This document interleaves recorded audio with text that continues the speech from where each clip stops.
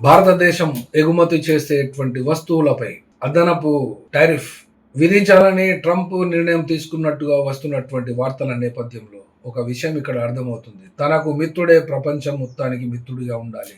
తనకు శత్రువు మాత్రము అనుకున్నప్పుడు మిగిలిన వాళ్ళందరూ కూడా తమ శత్రువుగానే భావించాలి అనబడేటువంటి ఒక పైశాచికమైనటువంటి ఒక భావన కలిగి ఉన్నట్లు ఇక్కడ ట్రంప్ ప్రభుత్వం కనబడుతున్నది. ఎందుకనంటే భారతదేశము ఇరాన్తో చేస్తున్నటువంటి వ్యాపారం, ఈ వ్యాపారము ముఖ్యంగా భారతదేశం నుండి ఎక్స్పోర్ట్ అయ్యేటువంటి వస్తువులలో ముఖ్యమైనవి బాస్మతి బియ్యము, టీ, చక్కెర, మందులు ఎగుమతి చేస్తుంది. అయితే ఇరాన్ దేశము తమ దేశానికి శత్రువు కాబట్టి భారతదేశం మీద అమెరికాతో ఫ్రెండ్షిప్ చేస్తున్నందుకు 25% అడిషనల్ టారిఫ్ విధించబోతున్నట్లుగా ఇక్కడ వార్తలు ఉన్నటువంటి నేపథ్యం, మరియు ఆల్రెడీ నిర్ణయం తీసుకున్నట్టుగా కూడా వైట్ హౌస్ నుండి వార్తలు వస్తున్నటువంటి నేపథ్యంలో ఇది దేనికి సంకేతంగా భావించవలసి వస్తుంది అంటే, ఇరాన్ను కంట్రోల్ ఎట్లాగో చేయలేదు అమెరికా, రష్యాను ఎట్లాగో యుక్రెయిన్ మరియు రష్యా యుద్ధంలో కూడా భారతదేశము కానీ తాను కానీ ఏ మధ్యవర్తిత్వం చేయలేదు.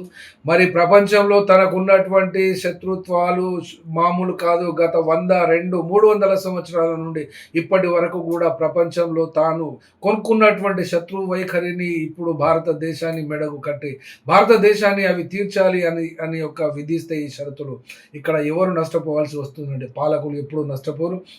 పాలకులకు రావాల్సినటువంటి లాభాలు వాళ్ళ మిత్రులకు లాభాలు ఎట్లాగా ఉంటాయి కాబట్టి పదవులలో ఉన్నన్ని రోజులు వాళ్ళు విలాసవంతమైనటువంటి భోగవంతమైనటువంటి జీవితాన్ని గడుపుతారు కాబట్టి ఇక్కడ ప్రజలే నష్టపోతారు అనబడేటువంటి ఆలోచన ట్రంప్కు ఎందుకో ఎలాగో లేదు.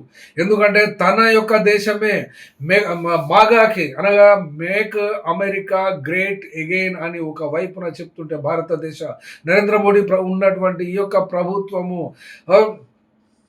దేశంలోనే అతి పెద్ద నాయకుడిగా తాను కావాలనుకున్నట్టుగా విశ్వ గురువు అయినట్టుగా చెప్తున్నట్టయితే మరి మాగాకున్న విశ్వ గురువుకు ఇక్కడ పంచాయతీ వస్తే ఎవరు తేల్చాలి అంటే ఎవరు తేల్చడానికి లేదు. భారత ప్రజలు మాత్రమే ఈ అడిషనల్ టారిఫ్ను భరించవలసి వస్తుంది. ఇక్కడ బియ్యము, చక్కెర, మందులు ఎగుమతి చేసేటువంటి వాళ్ళ మీద 25% భారం పడ్డప్పుడు వాళ్ళు కూడా జేబులో నుండి పెట్టుకోరు, నష్టాన్ని వాళ్ళు భరించుకోరు. కాబట్టి వాళ్ళు దేశీయంగా అమ్ముతున్నటువంటి వస్తువులపై ధరలు పెంచుతారు కాబట్టి భారతదేశ ప్రజలే నష్టపోతారు. కాబట్టి ఈ యొక్క ట్రంప్ సర్కారు ఏ దేశం మీదనైనా అడిషనల్ టారిఫ్ విధించాలని అనుకుంటే ఆ దేశ ప్రజలను చూడాలి, కానీ ప్రభుత్వ నాయకులను తమకు వినని లొంగని వాళ్లను దృష్టిలో పెట్టుకుని టారిఫ్ విధించవద్దు అనే ఆలోచన ఎప్పుడు కలుగుతుందో తెలియదు ట్రంప్కి.